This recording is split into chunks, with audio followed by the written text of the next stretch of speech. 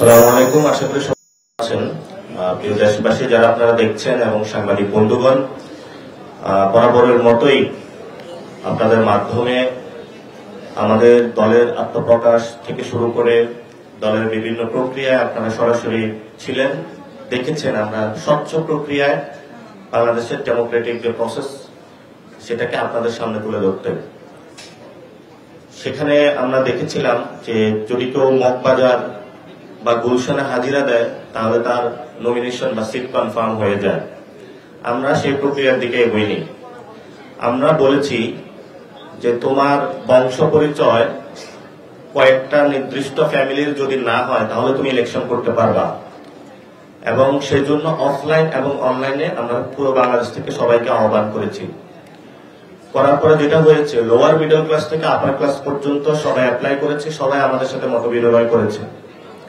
নারী, পুরুষ, আলেম, ওলামা, শিক্ষক, বুদ্ধিজীবী, লয়ার, ডক্টরস, ইঞ্জিনিয়ার্স সবাই এখানে এসেছে, এবং সাবেক আমলা, সাবেক মিলিটারি পার্সন সবাই এখানে এসেছে।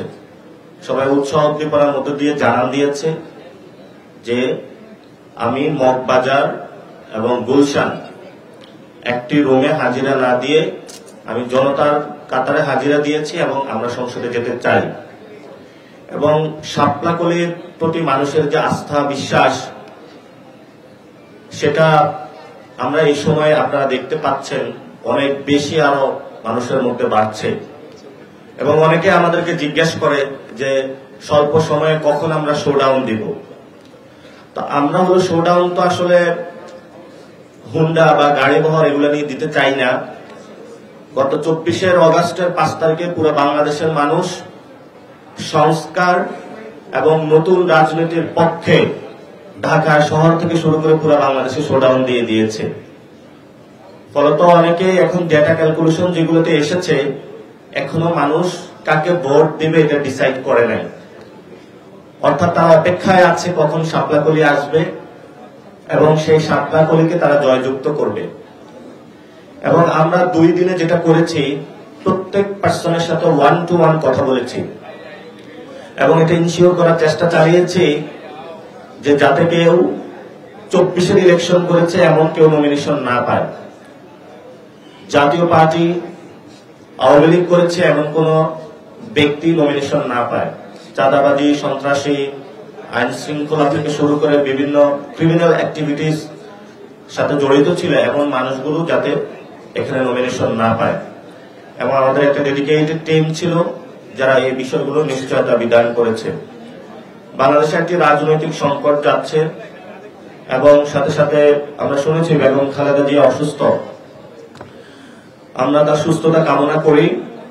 বাংলাদেশে যে আপোষহীন এবং গণতন্ত্রের পক্ষে লড়াই করেছেন, আমরা তার প্রতি শ্রদ্ধা পোষণ করি।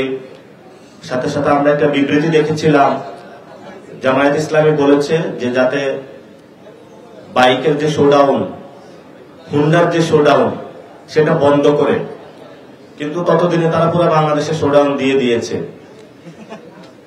তারপরেও বন্ধ করেছে, এই জন্য তাদেরকে ধন্যবাদ জানাচ্ছি।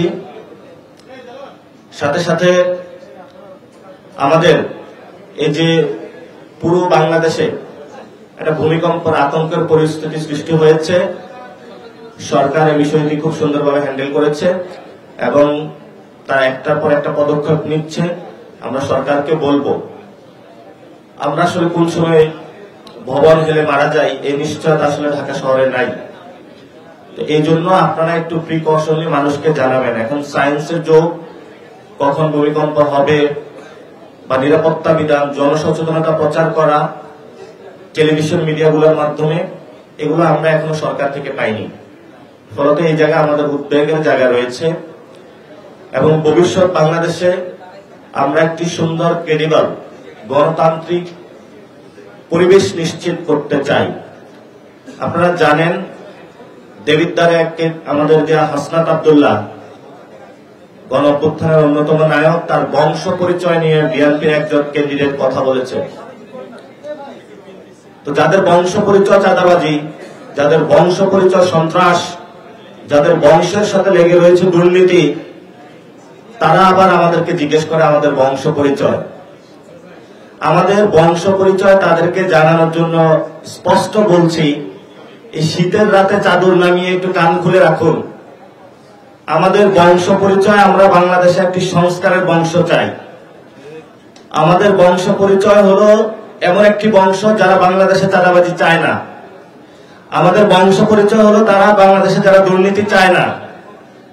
আমাদের বংশ পরিচয় এমন যারা বাংলাদেশে কোনো যার সত্যিকার অর্থে যে জন্মদাতা মা বাবা তাদের কাছে আমরা কৃতজ্ঞতা স্থাপন করি, কোনো অন্য দলীয় দাস হিসাবে আমরা কারোর কাছে মাথা নত করি না। এগুলো যে সংস্কৃতি আপনারা মাঠে নিয়ে আসছেন, এই সংস্কৃতির মনোজগৎ আপনাদের পরিবর্তন করতে হবে। যদি পরিবর্তন করতে না পারেন তাহলে আমরা যখন কয়েকদিন পরে শাপলা করে নিয়ে মাঠে নামবো, আমরা পরিবর্তন করে দেবো ইনশাআল্লাহ। কারণ আমরা পরিবর্তন করতে জানি, পরিবর্তন অতীতে করেছি, পরিবর্তন ভবিষ্যতে করব।